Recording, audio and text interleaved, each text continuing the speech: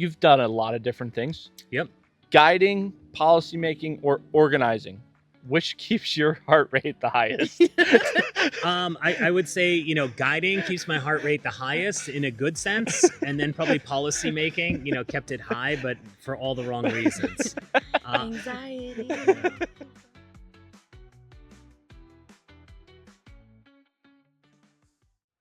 All right, welcome back to the More Than Outdoors podcast, the podcast that talks about the people, places, and passions that drive Maine's outdoor recreation economy. I'm Austin French. I'm Sam Andrews. And joining us today, we have a special guest in the house. The most special. Wow. Jeff McCabe is in the building, or in the woods. Jeff, for those of the audience that maybe don't know who you are or your background, maybe just quick 30-second shot of who you are. Yeah, sure. Absolutely. So I'm Jeff McCabe, and I currently serve as the director in the Office of Outdoor Recreation here for the state of Maine. So the Office of Outdoor Recreation is in Department of Economic and Community Development. But more importantly, I am someone who lives in central Maine. I live in Skowhegan. I have 3 children. I have a dog and a wife that enjoys being outside more than being inside. So I'm a registered Maine guide, and really, my passion is really exploring Maine. Awesome. It's the best. Crushing it. Maine is really the best. We all get to just call this place home. It's so unreal. So Sam, where are we today? We are at Pleasant Point Park, and it's my first time here. What about you guys? First time, you? Have you ever been first time here. I think it's a municipal park based on the signage, but it's sort of unique. And I'm somebody who ran a park similar to this, and I have so many questions after coming here. But I'll be honest, it's been great to watch families showing up for a swim and to beat the heat.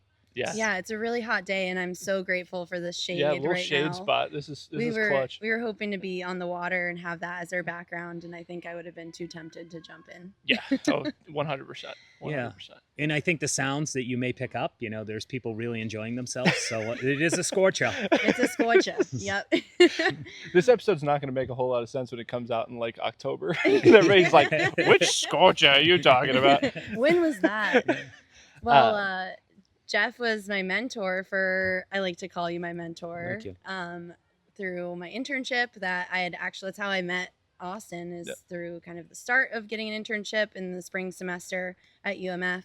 And then I had the pleasure to work with Maine Office of Outdoor Recreation alongside with you implementing this awesome roadmap. Yeah. And so we've talked a lot about it on the podcast so far and kind of the direction of Maine's outdoor recreation economy and this beautiful thing that you brought with you. Yeah. We love prepared guests when they just come with all the materials that they are going to need to talk about. Agenda. We got the book in front of us. It's so good. Well, and so one way we like to kind of kickstart the podcast, because I think everybody has a really unique story in terms of how they got into outdoor rec. And so I'd love to just kind of kick it off that way and give the stage to you.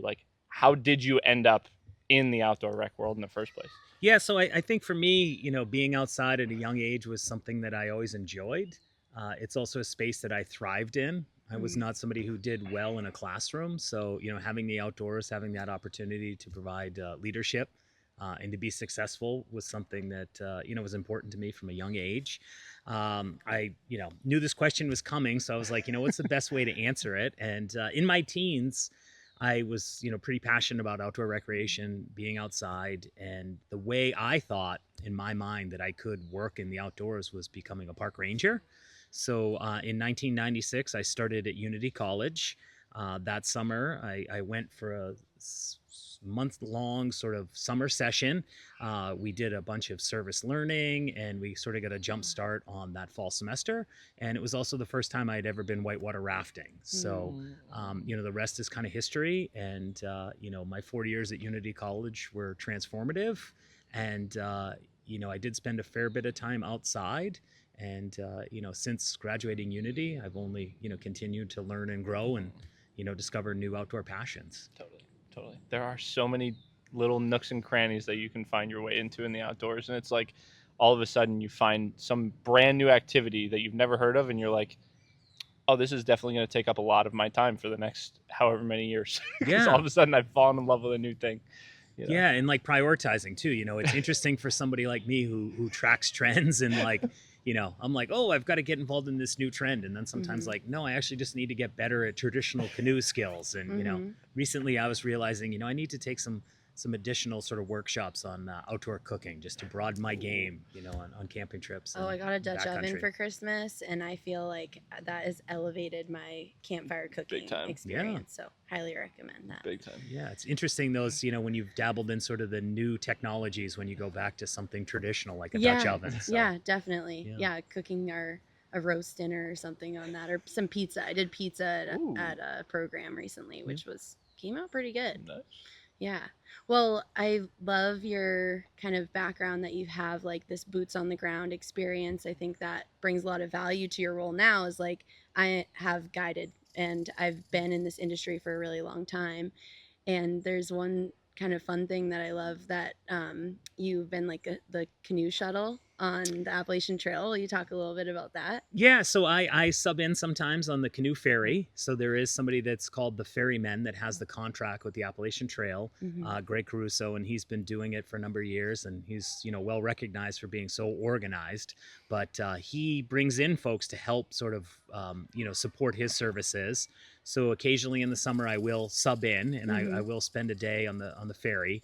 And it's just amazing to meet through hikers, folks that might be day hiking, section hikers, because that section of the Appalachian Trail in Caratunk, Maine is the only spot that people really need assistance on the trail. Yeah. And all of those hikers that come, have sort of a unique story themselves, Mhm. when they're filling out the liability form and they're putting down their trail name, and then you have to remember to call them by their trail name. And Yeah. it's, The whole culture around yeah, it. and it's such a neat opportunity. And then, the questions you might get from them are pretty exciting. And then, just to see their excitement. Mhm. I've only had one person that said they wouldn't help me canoe across the river, which I thought was interesting. I was like, okay, like you're doing all this work, and most people are very eager to paddle, Yeah. which is really great. A lot of folks have questions about the river.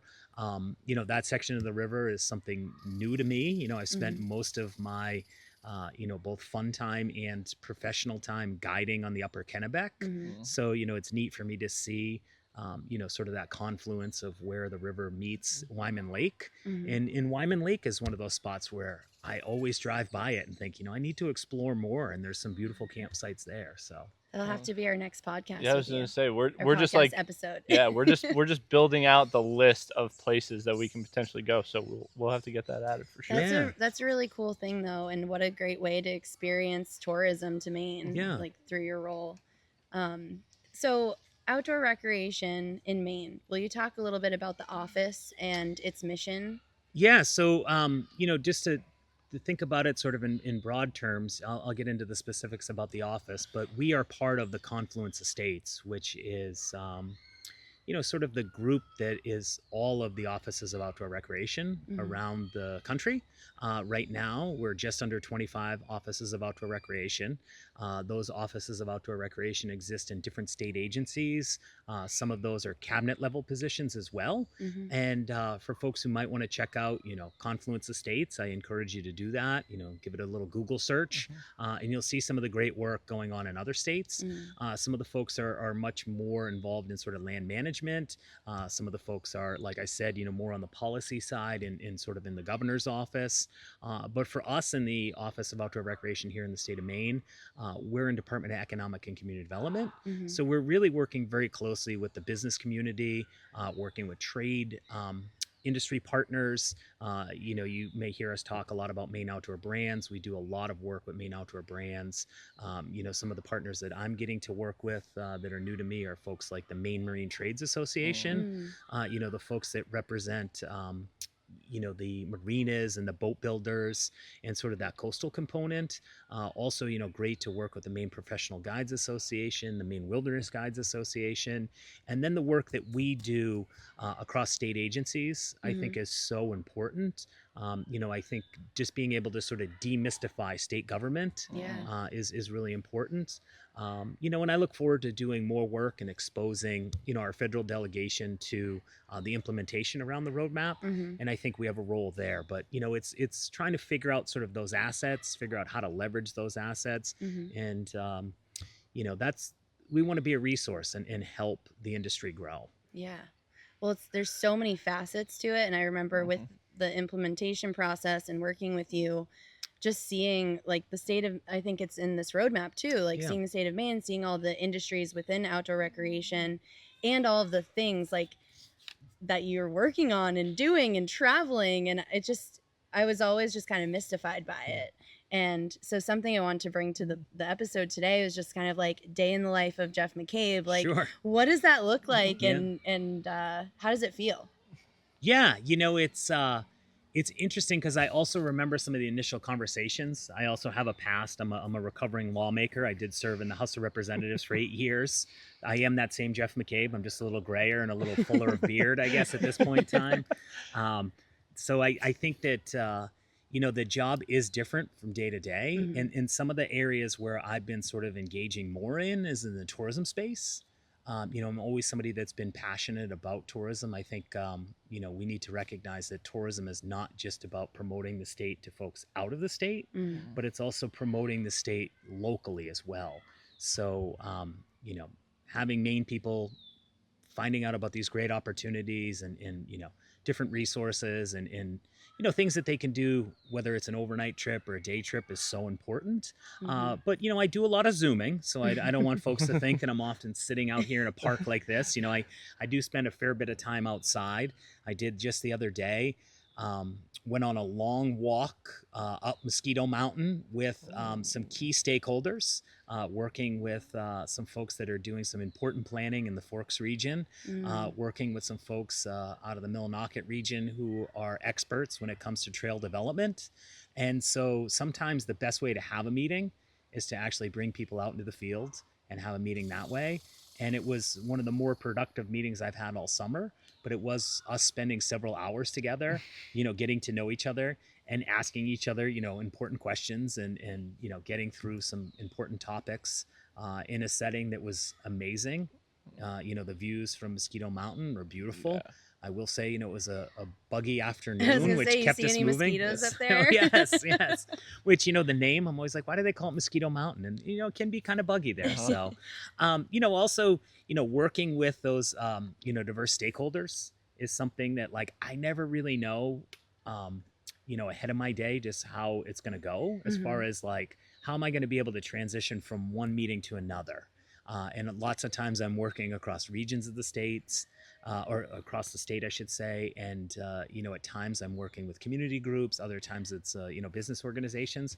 So I think that keeps me excited. Yeah.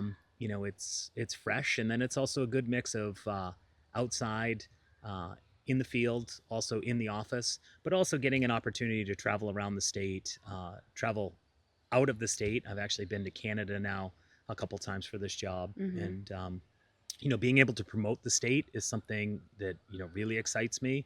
And by promoting the state, not necessarily just the experiences, but also the products. So. Yeah, because you've had like a Visit Maine table, right? Where lots of people can come and engage and see some of Maine's outdoor brands where you're like selling product. Is that right? Yeah. So, we do a number of shows in partnership with Maine Outdoor Brands. So they are the lead. And a lot of those are business-to-business shows. So they're Maine businesses trying to get their products picked up by retailers. Some of those shows are direct consumer shows. So there is some professional development aspects for those businesses, for myself, for anybody else that attends, in the form of, lectures and things like that. There's also the trade show component where people are actually, talking about product and trying to pitch their product. And then also hearing from, retailers and distributors as far as what they might be looking for. And then also I have the opportunity to go to a number of travel shows, which is pretty exciting because then we're really pitching like the state and these services come to Maine, and these experiences. Play outside in Maine. Yeah. And I think, like I go to those shows and I'm able to share personal experiences of the things that, excite myself, excite my family, experiences that we've had. Also, I'm able to talk about firsthand my professional experiences, to be able to talk about guided trips that I've guided when people have questions. Also, when people ask about trends, I can be brutally honest about the things I've tried and, they've gone well and the things I need to, build my skills on and, to get excited about things like gravel cycling or which I'm actually speaking in September in North Carolina about some of the successes that we've had around gravel cycling and creating a field guide. So. Yeah, I love that red field guide, the little pocket I size. remember when you guys brought all of those to UMF for your one It's just like a presentation. wealth of knowledge, Yeah. like, and also really cool to see like all the AMC huts being utilized too, Yeah. and the logging roads. And I have a gravel-ish bike that I don't quite trust to go on like a long distance gravel ride, but I'm like, I want to get into this sport. Yep. Like, and I was kind of inspired by that field guide and a lot of friends who are really into it, just sharing that really cool resource, and that they're doing that across the US too. Like that the company who we worked with, Yeah. they're doing it all over. So Yeah, that was cool. When you were kind of bringing me behind the curtain at one point and kind of talking about some of that stuff, and it was just like, it was amazing. I mean, anytime you talk about like those types of organizations that are doing these kinds of things nationally, it's like, okay, how do we take all the pieces over here, learn those lessons, bring it over here? How do we like get these things to eventually all tie together? Like it's really an amazing like 5D puzzle that now all of a sudden you're like kind of playing through to kind of make it all work. So it's really, really cool. Yeah, Well- and we have some really great relationships too with some, well-known sort of international brands. I think some of the brands that we have in Maine are so well-known, so they help tell the story so Totally. well. Totally. Well, and talk about like 5D puzzle. We have like the roadmap here. Yeah. Which is, probably 25 pages. There are 4 goals. There are probably 12 to 15 strategies for each goal. And I'm sure when you're going around and meeting new people, this is a lot of what you're talking about in the strategic plan to grow Maine's outdoor recreation economy. What are like some things that we should know about it and we should share? Yeah, so I think, when we talk about, the roadmap, you've alluded to the fact that there's 4 goals, and I Yeah. feel like I frequently talk about them, not necessarily in order, Yeah. and I don't always name them how they are in the plan. So it's like each time I talk about it, it's a little bit different. Mhm. Also, I just try to relate it to sort of the audiences. I've had an opportunity to talk about the roadmap, and for folks who might not know, the fact that the roadmap is something that was a collaborative effort. It was something that was created by the outdoor recreation industry. So it's not something necessarily that the Office of Outdoor Recreation is responsible for. I would say we helped facilitate it, but we were also at the table and we did a lot of listening. So being able to go around the state, to have listening sessions, to bring, goals to some of those listening sessions, and then to realize through the feedback that we had that we were not necessarily on the mark on some of them. I think initially we had more goals, and then we scaled back. We also looked at where we could sort of combine effort. So, just hitting on some of them, really lifting up Maine's outdoor recreation brand as, in continuing to elevate that is something that right out of the gate, we all need to do.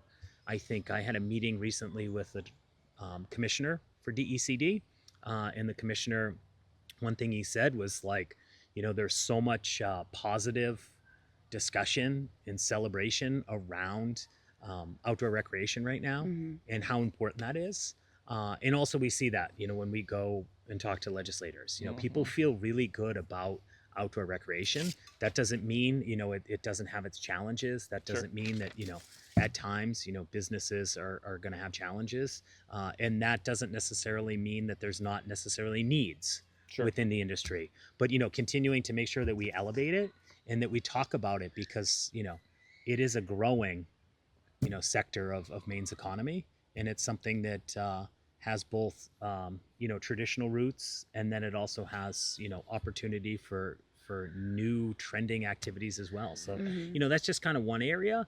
Also, the need to continue to talk about making sure that the outdoor recreation industry is sustainable, and that it's, managed in a sustainable manner. And I think that sustainability term is, meaningful in a number of ways. Whether it's developing outdoor recreation assets, things like trails, things like infrastructure, like we're sitting here at a municipal park, and making sure that when we do things that we're looking at the long-term, inputs that it takes to manage a place like this, and that there's supports that exist. We have these conversations when we're working with communities around, trail development, and making sure that, we're not necessarily just putting in trails, but we're thinking about the long-term strategy in management there. I loved our trip yeah. to Norway, and that's a place where the the Western Foothills Land Yeah. Trust, they have Nordic skiing trails into town. Yeah. And so it was like, I'm thinking that's a perfect Yeah. example of like, how do we use our trail system to encourage people to explore our town, to shop here, to go and stop and get a coffee and a muffin.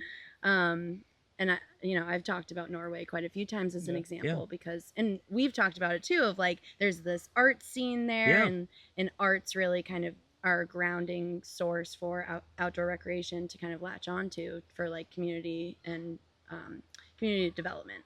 So which is literally one of the next goals, and it's really making sure that outdoor recreation is this economic driver, and that it's something that's being used to build vibrant communities. When you look at the work that's going on in Skowhegan, that's, as someone who's lived in Skowhegan for over 20 years and been in the region even longer, it's something that excites me every day. I'm very proud of the work of our community, and there's some real leaders in Skowhegan who have really been able to lift that up within the last 5 years. And I also think like some of those trails and some of those resources have existed for even longer than 20 years. And it's, just being able to come in and look at it and have that vision and recognize that economic value. So we have those examples. We have the Norways, we have the Skowhegan, we have what's going on in Millinocket. And then there's so many entities in the land trust community that are recognizing, their potential for being economic drivers and supporting those communities that, we're seeing that as well. And then also, I should mention the fourth sort of, goal, which is, making sure that our state is, a place for outdoor recreation businesses, but also that we're providing an opportunity for training, education, and career pathways. That's our favorite goal. Yeah. It's no really bias at all. It's really linked to like what we do, what we've made our careers out of, and what we're passionate about. So totally. Well, and I think going back into the sort of rural economic and community development piece, like I think that's one of the most unique things that I've seen, because like I've been really fortunate to travel through a bunch of different states and recreate in a number of different places. And it's amazing to see now, like as a resident of Maine, you go into all of these different rural pockets that are spread out all over the map. And so many of them utilize outdoor rec as sort of like that catalyst when it comes to that like growth, development, like all those things, bringing a wide variety of resources that maybe wouldn't have made it into that community if that wasn't sort of the linchpin in it all. So like I'd love to kind of hear your perspective on that, coming from like where you sit in the sphere of things, and I'm sure hearing a lot of conversations about how all these different rural communities are really trying to attack that approach and go, we have these amazing natural resources that are right in our backyard, and they can attract a lot of different people, both within the state as well as the folks that are coming from all over the country and the world. So like give us a sense of like what that kind of conversation looks like coming into your office and the folks that are kind of having those discussions as well. So, and I think, one way to look at it too is these communities that are looking to, attract and retain residents.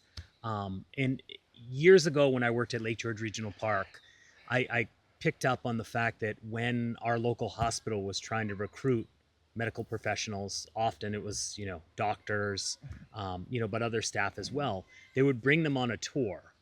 And that tour included a stop at Lake George, where they got out, they looked around, and they showed them, the trails, they showed them the map, they showed them the beautiful waterfront. And so I asked people that were part of that recruitment team, and they said, well, most of these people are looking for cultural activities. They want to see and have an opportunity to go see a play or have some exposure in an art gallery. And there seems to be some interest.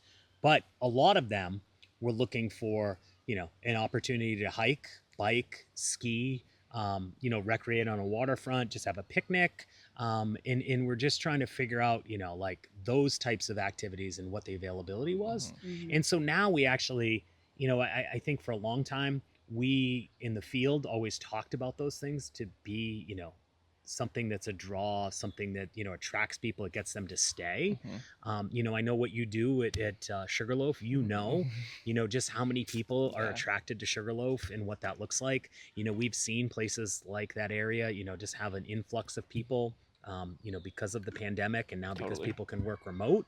And so it's interesting because Department of Economic and Community Development had a study and surveyed and actually received the data, and the report is out that why people move to Maine, and the number one reason is outdoor recreation. So Yeah. it's like, that's like right out of the gate, and you're like, whoa, okay, now this shows. And for people that chose that as their top choice, it was ahead number one by a lot. Their second choice might be a job, their third might be a family. So that was really interesting. And then for the people who picked that as their number two, it was also a very high percentage. So the fact that people are moving here for those activities and then finding employment, and that's their second, or they're, coming because of those things, and then it's because they have family here, like that's pretty interesting to me. So, that's something to be celebrated. And also that's like something I feel like we need to continue to elevate. Mhm. And I think larger employers in the state recognize that, some smaller employers as well. Maybe I should say more employers are probably realizing that, all the time. And it's a recruitment tool. And then also it's a retention tool. And if you can have, these great outdoor recreation activities in your community, you become a great place to live, which then becomes a great place to visit. And so, when we talk about, redevelopment of downtowns, when we talk about, walkable communities, how do we build on these successes? Because in many of these communities, they'd had outdoor recreation, as, something that's occurred in their town. It's something that's been there traditionally. Maybe it's not promoted. Maybe there's not programs around that. Maybe there's barriers, and removing those barriers is important. The same for the arts. Mhm. A lot of Maine towns have these amazing Maine artists, but there might not necessarily be an outlet for people to know they exist. So Yeah.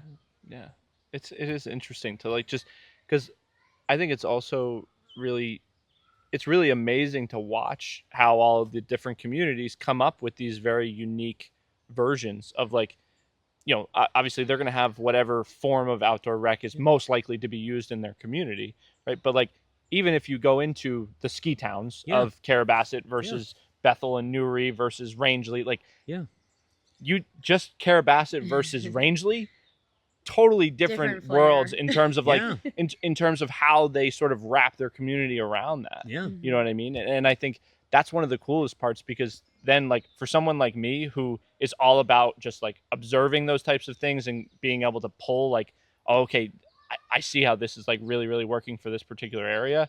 I'm going to keep that in the mental bank. That way, if I need it for something down the line, it's just amazing to see that creative problem solving process happen in real time.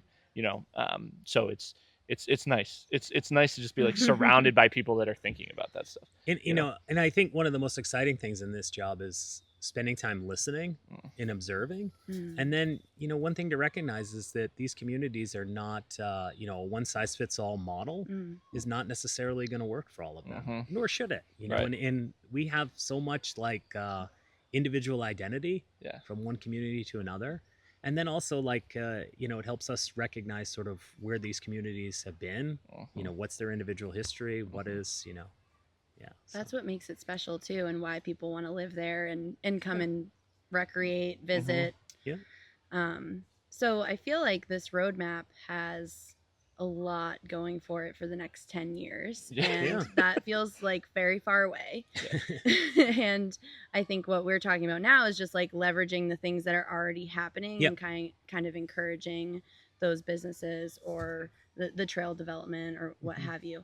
Are there like certain priorities that are on the docket that are like really close to us now, and like what we're working towards in the state that you can share? Yeah, so I think one of the things that's coming up very soon with a deadline in September is the first round of the funding that came from the Maine Trails Bond. And so I think that's something that we're really excited about. It's something that when you look at the entire outdoor recreation industry, it's something I feel like so many parts of the industry had sort of their hands in. So many fingerprints are on the success of that. So many rural communities stepped up to support that. There were some important conversations to be had in the development of that bill, and it was also a really unifying process, I feel, for folks, in the non-motorized and motorized communities, which, I think often, may talk past each other, but we're seeing successes amongst, different user groups. And we're seeing that people are finding, the common ground in the things that bond us. And it's exciting. It's great to work in a place like, the Forks, Maine, which has been, a rafting and snowmobile community for so long. And they're trying to figure out how to be more of an ATV destination. But at the same time, they're also trying to figure out ways of building bike trails. And they want to figure out, like, okay, how can we have Nordic trails? And, some of the motorized clubs are inviting people that are non-motorized activities onto some of the trails. And then there's also work underway to, develop a set of non-motorized trails in that area. And so, like, those are great opportunities. But I think, for the first round of the Maine Trails Bond, I think we'll learn pretty quickly, where the successes are. And where we need to, sort of come together as an industry and sort of make sure that the next round is even more successful than the first round. We see it as a great opportunity to develop, trail building, both for a possible career. Yeah, I was gonna say workforce development, like and a lot of jobs. Yeah, exactly. And then also for, like, coming up with a set of standards. Yeah. We're living in a world now when we're seeing weather that's not what we saw 10 years ago. When we have rain events that are dropping 5 inches of rain, 10 inches of rain, when we're having these rain events in December, in January, when we're having them in the middle of winter, there's a resiliency conversation there. And I think that's an opportunity with the Maine Trails Bond to, like, think about, like, how can we build trails that are more resilient? How can we stand up to, climate change, and how can we be prepared for this extreme weather? And also, thinking about so much of outdoor recreation is built on the base of volunteers and nonprofits. And what can we do to support that? When you look across organizations, when you look across, these snowmobile clubs, ATV clubs, the median age is only increasing. So, how do we bring young people in to, support those clubs? How do we, sort of invigorate that next generation? Yeah, totally. I mean, I think that's a conversation that I feel like is happening in so many different arenas, both within Maine and across a number of other regions in the country. And it goes back to the whole, like, there's no one size fits all, right? And so, like, everybody's got to kind of attack it at their own way. But I think, like, for me, coming at it from the college side of the house, like, it gets super exciting because now all of a sudden you have a bunch of players that maybe are showing up at the table that weren't at the table previously, because maybe they didn't have the same level of, required buy-in as maybe what they're dealing with now. And so it's nice to get that many more people around the table and really have the discussions of, like, what is in the greatest need right now. Like, I know Mob is going through the whole data analysis part of the new workforce needs assessment that's eventually going to come out, and I think that's going to help us in a lot of different ways understand, like, what are those pieces that our communities are in the greatest need for, and then how can we reverse engineer it on the education side of, like, well, let's make sure that we're sending people out to you that actually have those things. You know what I mean? And then on my side, it's like kind of creating the love for the outdoors and exposing Maine students to outdoor recreation to kind of find those lifelong passions, but also maybe something that catches, like, oh, I want to do this for a career. And I see these adults in these leadership roles and, like, I want to be like them when I grow up. So it's like kind of we have a full circle thing going on right now. We hit all of the little points on the timeline. Well, we have like this rapid fire voices from the summit, voices from the pines today. Yeah, we yet again might be in the highest point in this park, so we might actually be at the summit. We conveniently picked these spots. But is there anything else that you feel is like really important that we didn't touch on today, like before we jump into it?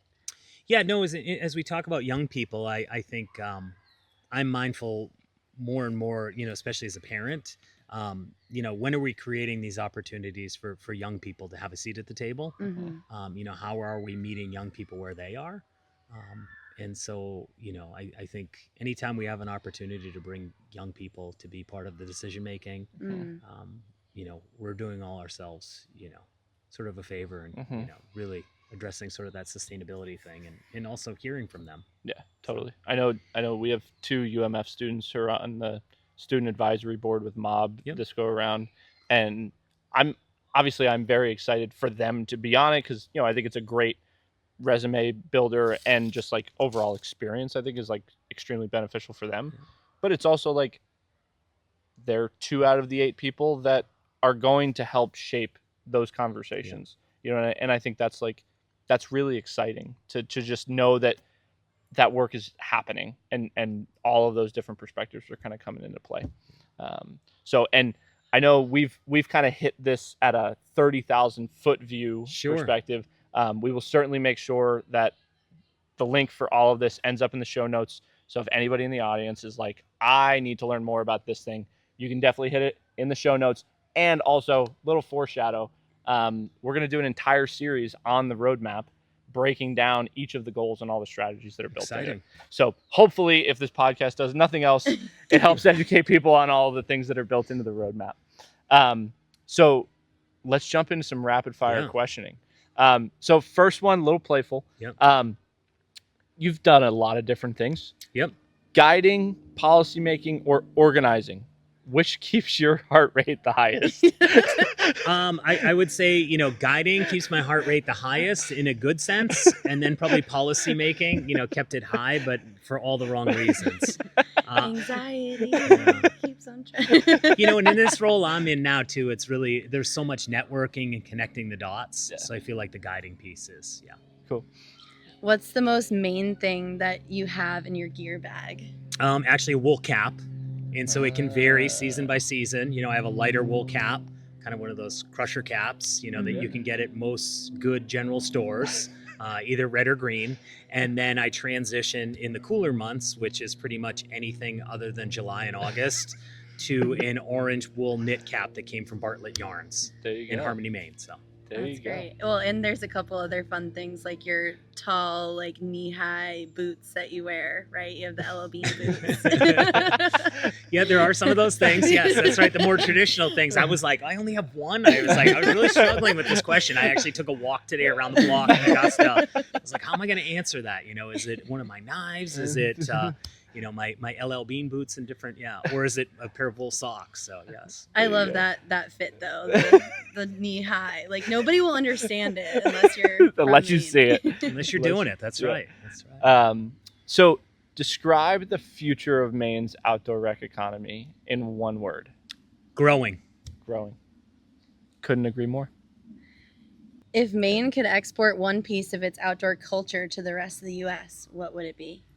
Ooh, I would say experiences and where they merge with products, because we both have high, quality products, but we also have extremely high quality experiences here in Maine. So it's really kind of both of those. Yeah, we talked about that some in the episode with Jenny of just like being so fortunate to come from a state where you have not just the experience providers, but you have the product manufacturers in-house as well, and being able to have like that much of a closer like tie to all of the things that you're using to have the experience, is really, really unique. And the brand of Maine. Yeah, right? totally. Yeah. A lot of people use that. Yeah. And it's really so much as, the experience and the products can be, like hard goods, but I also think of, the foods and, the drink of Maine and all these things that really sort of capture, it's really, Maine is a place that captures all the senses. Totally. And The drink of Maine is Moxie? Is that what you mean?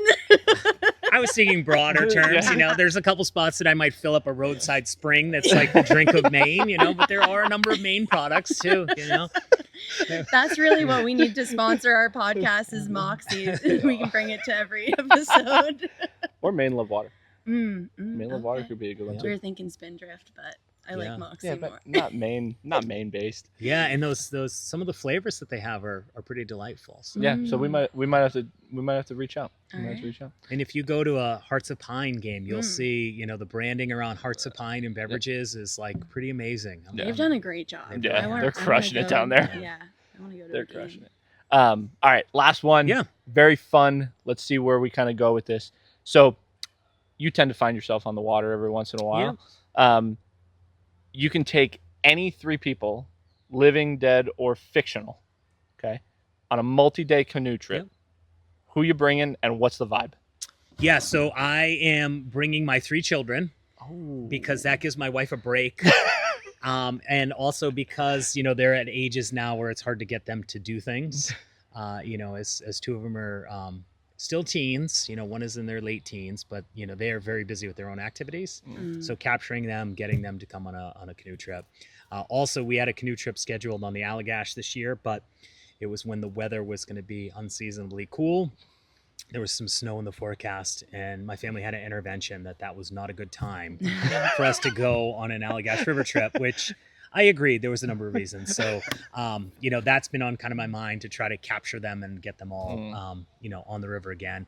And also giving an opportunity for my wife to have a break, and then knowing that she'd find us and join us. So since I only had 3 people, I knew that she'd track us down, jump on anyway. Yeah, so. miraculously, you'd have this random canoe hitchhiker that would show up at your trip. And what's the vibe? Yeah, Yeah. I'm glad you asked that because I was worried I was running out of time. But let's be honest, there's the vibe that I would portray on social media, which is that the trip is way easier than it actually is. But let's be honest, you know, anytime I talk about, you know, doing outdoor activities with families, you know, and children, there's some components that are magical. And then there's some components that are challenging. 100%. So a mixed bag. But, you know, it's important to do it. Mm-hmm. And it's important to get through those moments. I've had, you know, times out on the Nordic ski trails where I remember this. I'm glad that no one's recording the conversation and that we're just living it in the pictures of the beautiful background and skiing along. So Totally. Yeah, I just experienced that doing a trip with my mom, and like so many things went wrong. Like I forgot the stove, the thing that connects the stove to the fuel. I forgot a lighter, and I found like a magic box of matches in the car. And I was just thinking, I'm like, Mom, I'm like leading the trip, right? And I'm like, I have a lot of experience doing this, and I still make mistakes all the time. And she's like, it's fine, we'll just roll with the punches. Yeah. And so I get it. It's a mixed bag. Yeah. Yeah. And sometimes you just like, you know, maybe I don't end up coming home with all of the same people that I had in the canoe in the beginning. We you know? hope not. Yeah. No, That's of course. a bad vibe. Yeah, exactly. I'm but- so glad you were able to come Yeah. and do this with us. Like, means so much, and it's been really fun to chat and also learn more. I'm always learning from my mentor, learning more about this roadmap in our state and all the things that you're doing and what's going on here. So yeah. So that's a wrap for this episode. If you haven't already, we will make sure that all the social media handles for the Maine Office of Outdoor Recreation get thrown in the show notes as well. But if you haven't already, make sure you subscribe to YouTube, Spotify, and Instagram, all More Than Outdoors podcast, so that way you can stay up to date with all the amazing guests that we're bringing on and the conversations that Sam and I are having. Until next time, we'll see you outside. see you outside. see you outside.